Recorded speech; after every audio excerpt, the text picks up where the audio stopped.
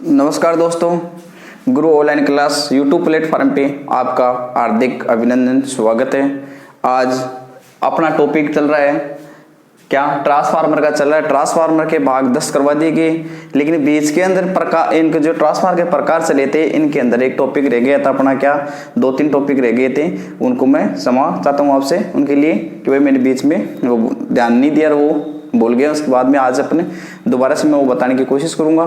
और आज अपना भाग रहेगा 11 ट्रांसफार्मर का। देखो आज भाग है 11, इसके अंदर क्या है अपना, क्या जी 11वां भाग है। इसमें रहेगा क्या, ऑटो ट्रांसफार्मर होता क्या है, क्या ऑटो ट्रांसफार्मर की बातें करेंगे।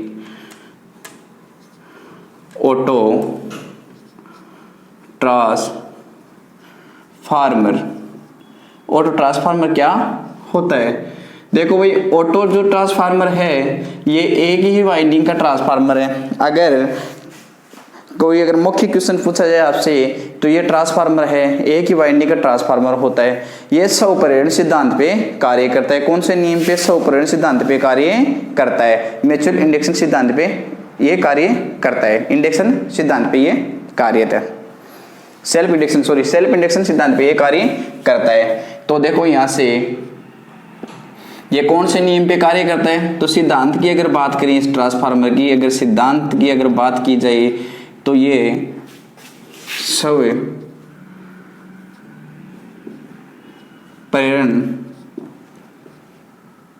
पर कार्य करता है, ठीक है। अब इस ट्रांसफार्मर के आगे अगर मैं बात करूं तो इसमें एक ही वाइंडिंग होती है, क्या एक ही वाइंडिंग होती है, एक ही वाइंडिंग होती है, ठीक है। जो प्राइमरी व सेकेंडरी का काम करती है, प्राइमरी व सेकेंडरी का काम करती है। अब देखो यहां से इस ट्रांसफार्मर से, ऑटो ट्रांसफार्मर से आपके दो ट्रांसफार्मर बन जाएंगे, क्या दो ट्रांसफार्मर, एक स्टेप अप ट्रांसफार्मर, एक स्टेप डाउन ट्रांसफार्मर, क्या एक स्टेप अप ट्रांसफार्मर, एक स्टेप डाउन ट्रांसफार्मर बन जाएंगे। क्या इसके दो ट्रांसफार्मर बन जाते हैं, एक तो स्टेप अप। अब तो मैं कहूं कि स्टेप अप ट्रांसफार्मर के अंदर हो क्या जाता है कि जैसे कि मान लो आपने स्टेप अप ट्रांसफार्मर में क्या किया, चलो स्टेप अप ट्रांसफार्मर की अगर बात की जाए तो स्टेप अप ट्रांसफार्मर कौन से ट्रांसफार्मर को बोला जाएगा कि वह ट्रांसफार्मर जिसकी सेकेंडरी वाइंडिंग के अंदर टर्न्स की संख्या अधिक हो और प्राइमरी वाइंडिंग के अंदर टर्न्स की संख्या कम हो। तो इसके अंदर किस हिसाब से आप ऑटो ट्रांसफार्मर को स्टेप अप और स्टेप डाउन किस हिसाब से बनाओगे, किस हिसाब से इसका डायग्राम होता है, ये बातें अब आगे अपने करेंगे। तो देखो यहाँ से अगर मैं बात करूं, क्या यहाँ से बात की जाए कौन से ट्रांसफार्मर की, मैं अगर स्टेप अप की करता हूं, पहले स्टेप अप ट्रांसफार्मर अपन ले लेते हैं। तो देखो यहाँ से मैंने ये वाइंडिंग की है, मैंने कहा कि इसी ट्रांसफार्मर में एक ही वाइंडिंग होती है, क्या एक ही वाइंडिंग होती है, एक वाइंडिंग ही होती है। अब देखो मैंने कहा कि एक वाइंडिंग होती है, लेकिन वाइंडिंग में करना क्या है, स्टेप अप ट्रांसफार्मर बनाने के लिए क्या करेंगे, जो आप एक वाइंडिंग ले रहे हो उस वाइंडिंग को, पूरी वाइंडिंग को सेकेंडरी में ले लिया जाता है, उसी वाइंडिंग के कुछ हिस्से को, थोड़े बहुत हिस्से को प्राइमरी वाइंडिंग मान लिया जाता है, प्राइमरी का हिस्सा बना दिया जाता है। तो देखो इसमें यहाँ से पूरी वाइंडिंग तो आप यहाँ से ले रहे हो, सेकेंडरी वाइंडिंग मान के चल रहे हो इसको कि ये भाई सेकेंडरी वाइंडिंग है, यहाँ आप लोड को स्थापित कर रहे हो, लोड को जोड़ रहे हो। लेकिन यहाँ से भाई step down, step up transformer कौन सा होना है, जिस ट्रांसफार्मर की सेकेंडरी वाइंडिंग में टर्न्स की संख्या अधिक होगी और उसकी प्राइमरी वाइंडिंग के अंदर अगर टर्न्स की संख्या कम हो और सेकेंडरी में अधिक हो, तो वही ट्रांसफार्मर आपका स्टेप अप ट्रांसफार्मर कहलाएगा। कौन सा, स्टेप अप ट्रांसफार्मर कहलाएगा। तो यहाँ से अगर देखा जाए तो ये मान लो आपकी प्राइमरी वाइंडिंग है, लेकिन इसके कुछ हिस्से को आपने प्राइमरी वाइंडिंग के रूप में लिया है। कौन सी वाइंडिंग, प्राइमरी वाइंडिंग के रूप में लिए है। ये है आपका स्टेप अप ट्रांसफार्मर। कौन सा, स्टेप अप। इसी ट्रांसफार्मर को आप कहोगे स्टेप अप ट्रांसफार्मर, क्या स्टेप अप ट्रांसफार्मर कहा जाएगा। अब स्टेप अप ट्रांसफार्मर में इसने किया क्या, इस ट्रांसफार्मर में आपने किया सेकेंडरी वाइंडिंग के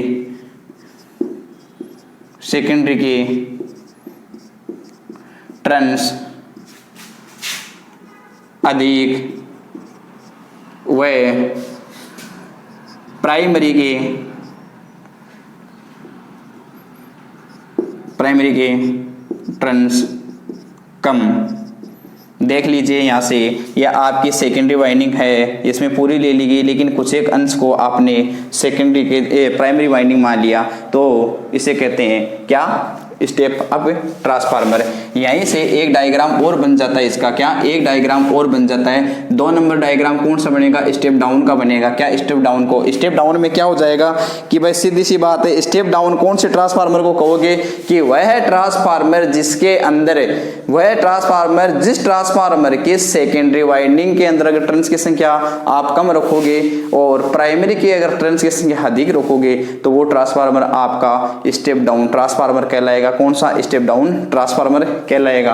तो यहां से अगर मैं वाइंडिंग करता हूं, क्या, ये वाइंडिंग में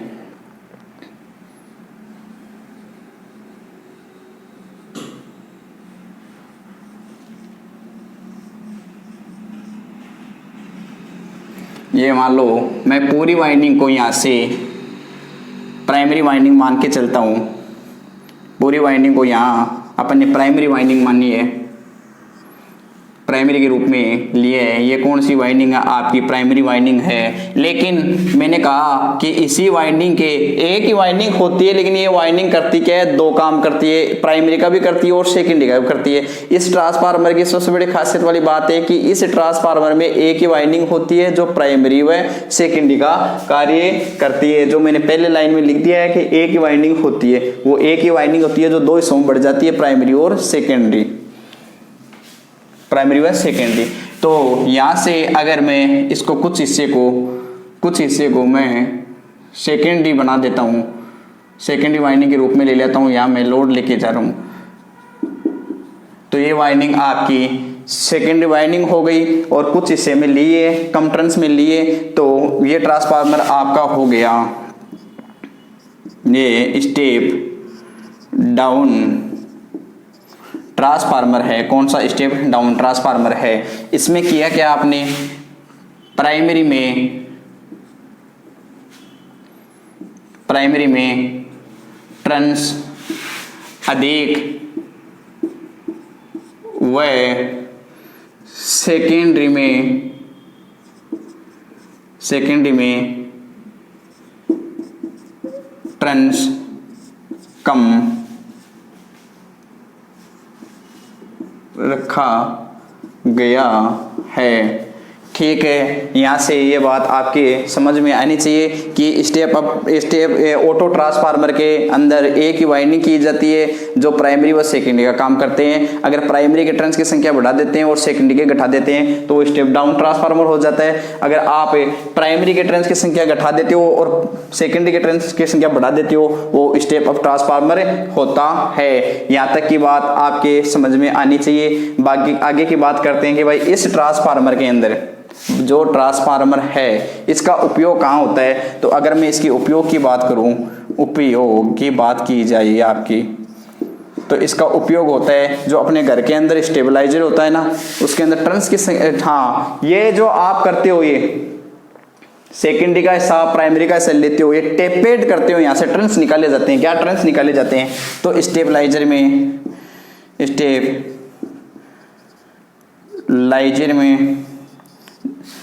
एक होती है आपकी जो इंडक्शन मोटर होती है,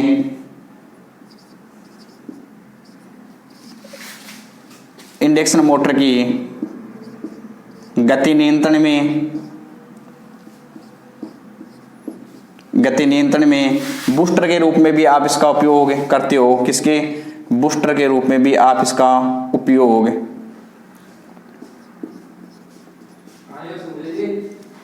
उपयोग करते हैं। बाकी आगे की अगर इसकी बात की जाए तो इस ट्रांसफार्मर के दो एक लाभ है क्या कि एक वाइंडिंग होने के कारण इसमें क्या हो जाता है, तांबे की तो बचत हो जाती है। क्या लाभ अगर देखा जाए, अगर लाभ यहाँ से अगर मैं देखता हूँ तो इसमें हो क्या जाता है कि भाई इसमें तांबे की तो हो जाती है बचत, तांबे की बचतें होती है और छोटा और कम स्थान ग्रहण करता है, स्थान ग्रहण करता है। लेकिन इसकी सबसे बड़ी एक हानि भी है क्या कि सेकेंडरी और प्राइमरी वाइंडिंग एक जगह होने के कारण कार्य करने वाले कर्मचारी को, कारीगर को इसकी मरम्मत करते समय एक जगह होने के कारण, दोनों वाइंडिंग एक जगह होने के कारण और सेकेंडरी वाइंडिंग को खुला रखने के कारण अगर इसकी अपन मरम्मत करते हैं तो उसको झटका, बिजली का झटका भी लग सकता है, विद्युत का झटका लग सकता है। अब यहाँ तक आपके ये बात सारी हो गई। इसके बाद में एक आता है वेरिएक। वेरिएक देखो होता क्या है, वेरिएक पहली बात तो आपको ध्यान रखने की वेरिएक है जो एसी पर ही काम करता है। अब मैंने कहा कि जो अगर मैं वेरिएक बोला किसी जाता है, अगर आप ऑटो ट्रांसफार्मर से 8 से 10 टेपिंग निकाल देती हो और वो टेपिंग विभिन्न प्रकार के वोल्टेज पर, विभिन्न प्रकार के वोल्टेज एसी वोल्टेज पे विभिन्न प्रकार के वोल्टेज जो एसी सप्लाई प्रदान करने के लिए काम में लिया जाता है, उससे कहा जाता है वेरिएक। वेरिएक सिर्फ एसी पे ही काम करता है। क्या एसी पर ही काम करता है? क्या एसी पर ही काम करता है? तो यहाँ से वेरिएक के बारे में देख लेना। क्या वेरिएक के बारे में, वेरिएक होता क्या है, ऑटो ट्रांसफार्मर से 8 से 10 टेपिंग अगर निकाल कर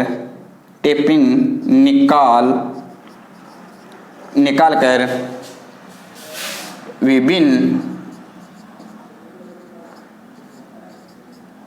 एसी वोल्टेज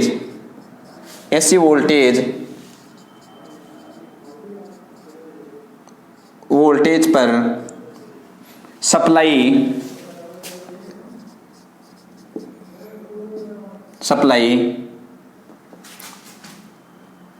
प्रदान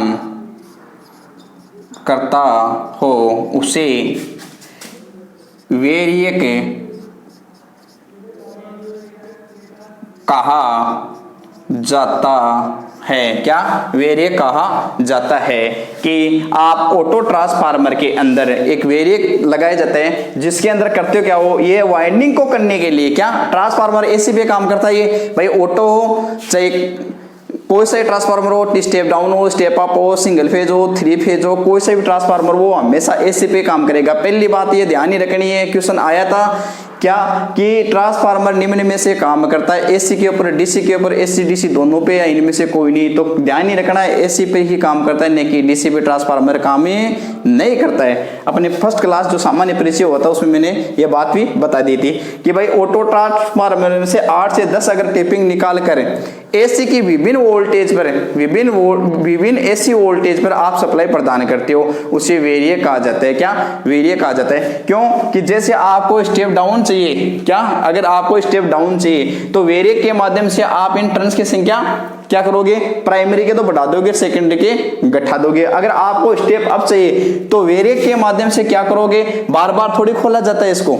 ये ट्रांसफार्मर दो ही कार्य करेगा, स्टेप अप और स्टेप डाउन का, लेकिन इसके बाहर एक वेरिएक लगा हुआ होता है जो बदल एक प्रतिरोध होता है, वो क्या करता है, टेपिंग निकाली हुई होती है उसमें, उससे यहाँ से वाइंडिंग की टेपिंग निकालो, वो टेपिंग यहाँ से शॉर्ट होती है उससे, ठीक है। वो स्विच के माध्यम के, स्विच के हिसाब से ये कार्य करता है। जैसे आप उसको ऊपर से घुमाओगे, घुमाने से क्या होगा कि या तो टर्न्स की, आपको अगर स्टेप अप लेना है तो प्राइमरी के टर्न्स की संख्या को घटा देता है और बाकी के टर्न्स को सेकेंडरी में जोड़ देता है, सेकेंडरी वाइंडिंग से शॉर्ट कर लेता है, सेकेंडरी साइड में जोड़ देता है, लोड साइड में।